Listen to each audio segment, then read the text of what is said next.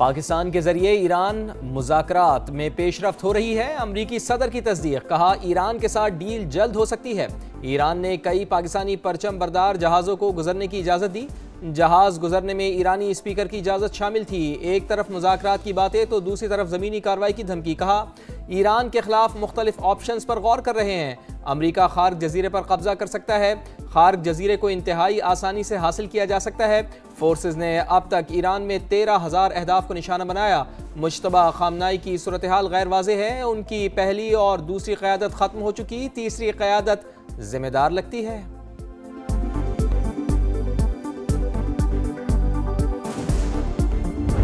I briefed the visiting brother foreign ministers on the prospects of potential US-Iran talks in Islamabad. The visiting foreign ministers expressed their fullest support to this initiative. Pakistan is very happy that both Iran and the US have expressed their confidence in Pakistan to facilitate the talks. Pakistan will be honored to host and facilitate meaningful talks between the two sides in coming days. Pakistan ثالث، ایران اور امریکہ کا اعتماد کا اظہار۔ اسلام آباد جلد مذاکرات کی میزبانی کے لیے تیار۔ سعودی عرب، ترکی اور مصر کا بھی مکمل حمایت کا اعلان۔ اسحاق ڈار کی 4 ملکی وزرائے خارجہ اجلاس کے بعد بریفنگ، کہا سفارتکاری ہی واحد مؤثر راستہ ہے۔ اسلام آباد میں 4 اہم مسلم ممالک کی مشاورتی بیٹھک۔ خطے میں امن کے لیے پاکستان کے قائدانہ کردار کی دنیا معترف۔ نائب وزیر اعظم بولے چین بھی پاکستان کے تعمیری کردار کی بھرپور حمایت کرتا ہے۔ موجودہ صورتحال میں مسلم امہ کا اتحاد مزید اہمیت اختیار کر گیا۔ کشیدگی کسی کے مفاد میں نہیں، خطے میں امن کے لیے پرعزم ہے۔ UN چارٹر کے تحت تمام ممالک کی خود مختاری اور سلامتی کا احترام کیا جانا چاہیے۔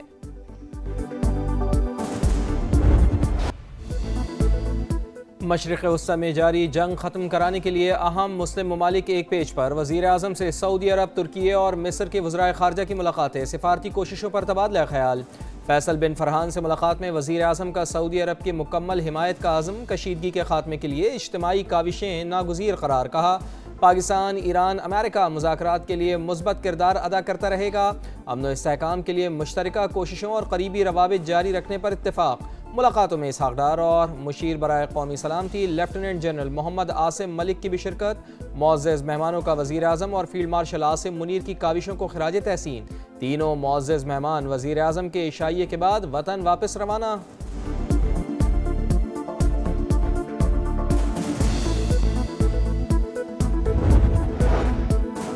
ترک، سعودی اور مصری وزرائے خارجہ سے ملاقات کر کے خوشی ہوئی۔ وزیر اعظم کا ایکس پر پیغام، کہا ملاقات میں کشیدگی روکنے کے لیے مشترکہ کوششوں پر زور دیا۔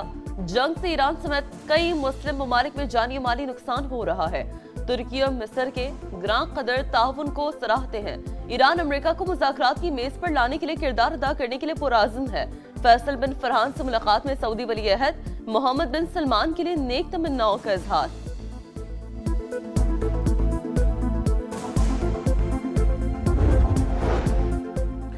نائب وزیر اعظم اسحاق ڈار سے سعودی وزیر خارجہ شہزادہ فیصل بن فرحان کی ملاقات، دو طرفہ تعلقات، علاقائی صورتحال اور خطے کے چیلنجز پر بات چیت، باہمی روابط اور تعاون جاری رکھنے پر اتفاق۔ ترکی اور مصر کے وزرائے خارجہ بھی اسحاق ڈار سے ملے، کشیدگی کے خاتمے کے لیے جاری کوششوں پر بات چیت، تحمل، کشیدگی میں کمی اور تنازعات کے حل کے لیے سفارتکاری کی اہمیت پر زور۔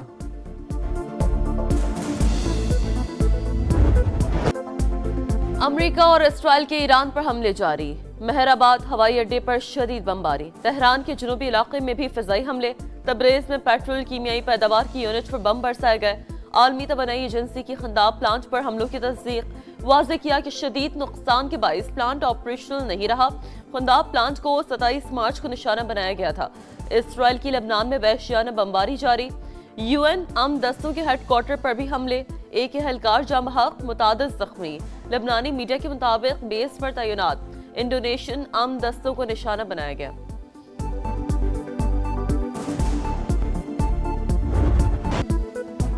ایران کا جوابی وار تل ابیب پر حملے، اسرائیلی پارلیمنٹ کا اجلاس روک دیا گیا۔ کویت کے پاور اور واٹر پلانٹ پر ڈرون حملہ، کویتی حکام کے مطابق حملے میں ایک بھارتی شہری مارا گیا، تنصیبات کو بھی نقصان پہنچا۔ بغداد میں امریکی سفارتی مرکز پر حملہ، وکٹوریا ایئر بیس میں آگ بھڑک اٹھی۔ سعودی عرب کا 5 بیلسٹک میزائل گرانے کا دعویٰ، حزب اللہ اور یمنی حوثیوں کی بھی صہیونی ریاست پر یلغار۔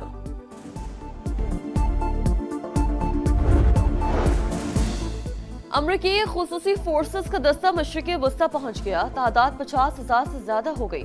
امریکی صدر کا ایرانی افزودہ یورینیم حاصل کرنے کے لیے فوجی آپشن پر غور۔ امریکی اخبار کا دعویٰ، لکھا ممکنہ کارروائی کے تحت امریکی افواج کو کئی دن ایران میں رہنا پڑ سکتا ہے۔ امریکہ ایران پر افزودہ یورینیم حوالے کرنے کے لیے دباؤ بڑھا رہا ہے۔ وال سٹریٹ جرنل کے مطابق صدر ٹرمپ عمومی طور پر آمادہ ہے، لیکن ابھی تک آپریشن کی منظوری نہیں۔ خطے میں جنگ کے بھڑکتے ہوئے شعلے، عالمی منڈی میں خام تیل کی قیمتوں میں استحکام نہ آ سکا۔ برینڈ کروڈ آئل $116 تک جا پہنچا۔ امریکی خام تیل $103 فی بیرل میں فروخت۔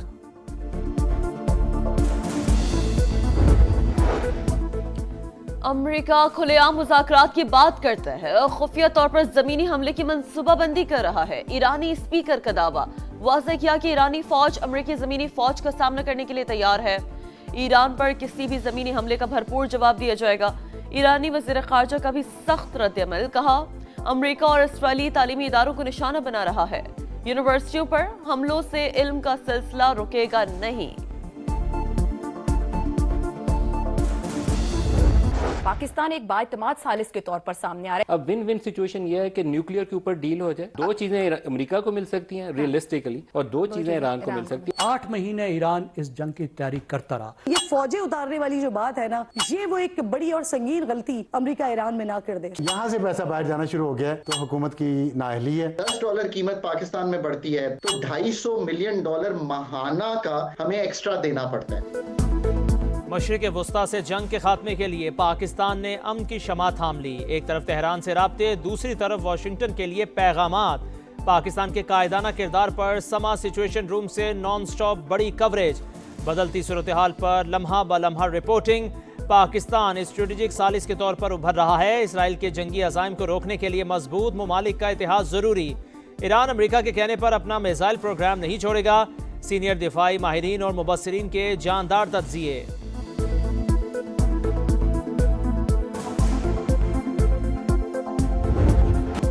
قوم کو جنگ کے براہ راست اثرات سے بچانا ترجیح۔ گزشتہ 3 ہفتے میں عوام کو ہر ممکن ریلیف فراہم کیا۔ ترقیاتی بجٹ سمیت دیگر منصوبوں سے کٹوتی کی گئی۔ وزیر اعظم کا اجلاس سے خطاب۔ ایندھن کی بچت اور کفایت شعاری اقدامات کا جائزہ۔ مکمل نفاذ یقینی بنانے کی ہدایت۔ کا ملک میں پیٹرولیم مصنوعات اور دیگر اشیاء ضروریہ کی مناسب مقدار موجود۔ عوام بجٹ مہم میں حکومت کا ساتھ دیں۔ دفاتر اور کام کی جگہوں پر ٹیلی کانفرنسنگ کو ترجیح دی جائے۔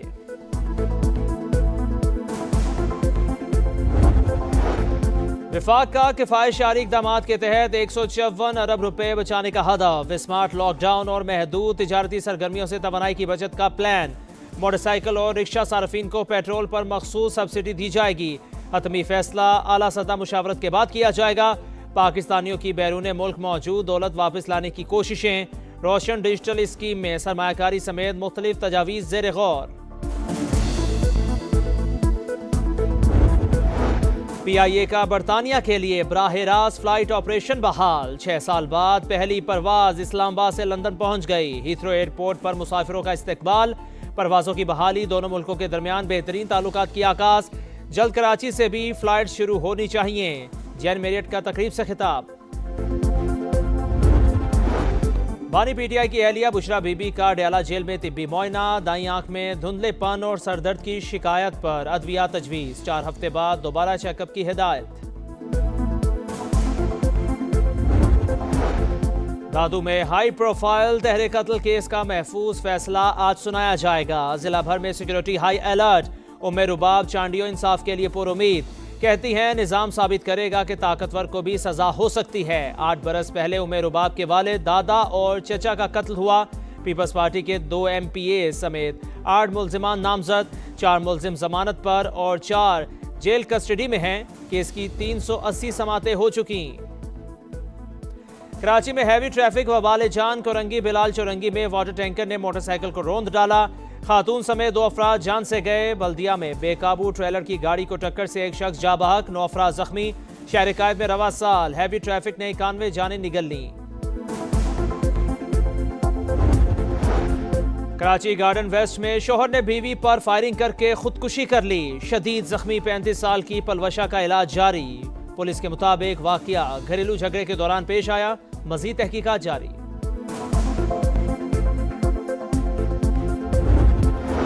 खैबर पख्तूनख्वा बलोचिस्तान में तूफानी बारिशें, बनू में घर की छत और बरामदा गिरने 6 अफराद जा भाग, 34 जख्मी। कोलू में नशेबी इलाके ज़ेरे-आब, लाहौर में भी छत गिरने से 2 भाई जान से गए।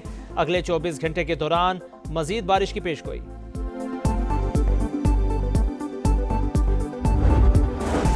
पचास साल बाद चांद पर इंसानी मिशन भेजने की तैयारियां मुकम्मल। 1 अप्रैल को रवानगी मुतवक्के।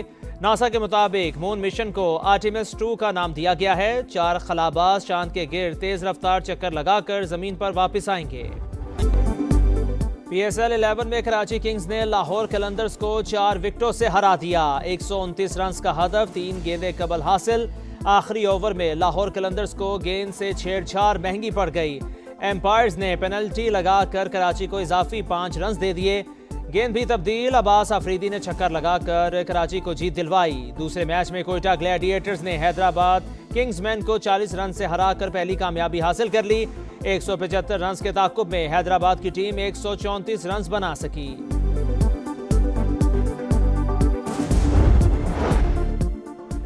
लाहौर कलंदर्स की गेंद से छेड़छाड़, फखर जमान पर ज़ाब्ता अखलाक के खिलाफ वर्जी का इल्ज़ाम आयद। फखर जमान की तरदीद। हसन अली पर ज़ाब्ता अखलाक के खिलाफ वर्जी पर मैच फीस का 10% जुर्माना आयद। समात का एलामिया जारी।